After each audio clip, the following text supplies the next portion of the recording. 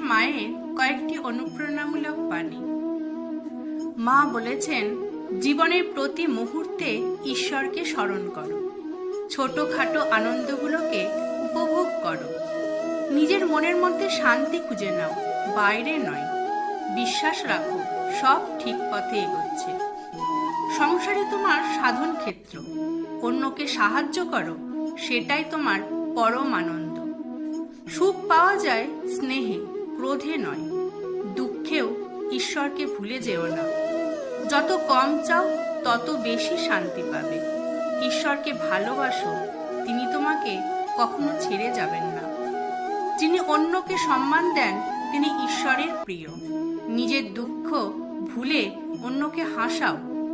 সবকিছুতেই ঈশ্বরের ইচ্ছা আছে, এ বিশ্বাসে শান্তি আছে। কখনো হাল ছেড়ো না, মা তোমার পাশেই আছেন। অন্যের সুখ দেখে ঈর্ষা করো না, বরং আশীর্বাদ দাও। দুঃখের ভিতর দিয়ে আত্মা পবিত্র হয়।